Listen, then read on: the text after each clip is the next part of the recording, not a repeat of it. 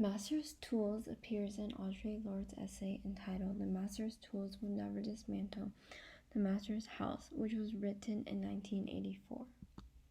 Lorde is a writer who is often quoted self-identifying as a Black lesbian mother warrior poet. Her term Master's Tools comes from her book entitled "The Master's Tools Will Never Dismantle the Master's House," which includes a series of essays. She wrote this particular essay in response to her personal experience at a New York University Institute for the Humanities Conference on Feminism. There she points out that the discourse is primarily dominated by a white liberal voice that is non-inclusive, disregarding differences of race, sexuality, class, and age. At a glance, many may accidentally misread and misinterpret the quote, "The Master's tools will never dismantle the Master's house." In an article titled "The Master's Tools, The Wisdom of Audre Lorde," the author warns of how the saying has been misunderstood over the past few years. While it was originally intended to be a revolutionary tool, it has come to play a reactionary shutdown role, where people misread it as cynical inaction, accepting defeat, and resignation.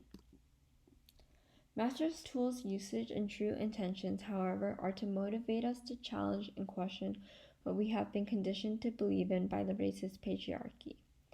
If we continue to define and view ourselves by what the dominant system dictates, we will never be able to change the actual system. We cannot fix an oppressive system with the very things that establish it. The term used questions white feminism and its erasure of colored women. At the New York conference, there were half-hearted attempts to include diversity by asking 2 Black women to speak. However, they were not given proper acknowledgement and respect as they were added in the last few hours.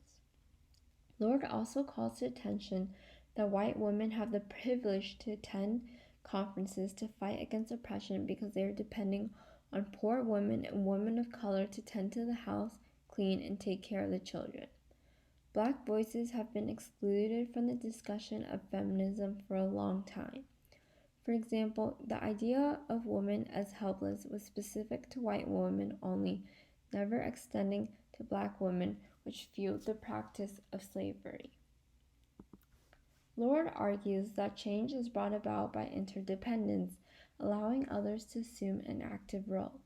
Understanding and embracing differences allow the building of a community, which is the only path to liberation. In this quote, "For the Master's tools will never dismantle the Master's house. They may allow us temporarily to beat him at his own game, but they will never enable us to bring about genuine change. And this fact is only threatening to those women who still define the Master's house as their only source of support." The metaphor is in reference to African slavery in America. In its literal interpretation, the master's tools could not destroy the master's house because slave owners prevented slaves from destroying their property.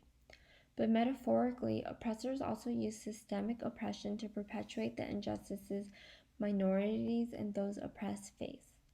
The master's tools, therefore, are the means by which those in power use to uphold their status and shut down others. One example Lorde cites in her essay is when women must explain to men their wants and their needs. She calls this classic example an old and primary tool of all oppressors to keep the oppressed occupied with the master's concerns. This is once again seen when women of color must explain their differences to gain visibility from white women. The racist patriarchy is again using his tools to support himself and divide the energies of women. By dividing and separating women, the racist patriarchy continues. The tools in general propagate systemic inequality. It can be housing regulation, literacy tests, mass incarceration, and critical social injustice, amongst many other examples. The term master's tools is particularly important in discussion with critical social justice, a term that highlights the stratification of society steeped with inequality. For this week's class, Audre Lorde's essay is particularly relevant when we examine Yasuke, a Japanese-American anime loosely based off of the historical figure who served under Oda Nobunaga.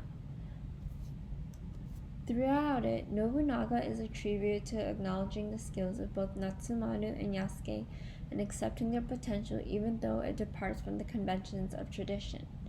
Perhaps in a way, Nobunaga's vision of a unified and better Japan with the assistance of Onobugeisha and Yasuke parallels Lord's message. By not only tolerating but embracing our differences, a community develops, allowing liberation and reformation. Nobunaga's most vocal opponent, Mitsuhide, perhaps represents the racist patriarchy as he excludes those that depart from the stereotypical image of a samurai, rejecting people like Natsumaru and Yasuke. In this case, the master's tools would be the narrow-minded concept of a samurai, fueled by racism and sexism. I think a particularly interesting line from the anime is when Morusuke says, "Injustice cannot be run from and must be fought." This ideology is perhaps reminiscent of Lord's fiery call for accountability, challenge, and change.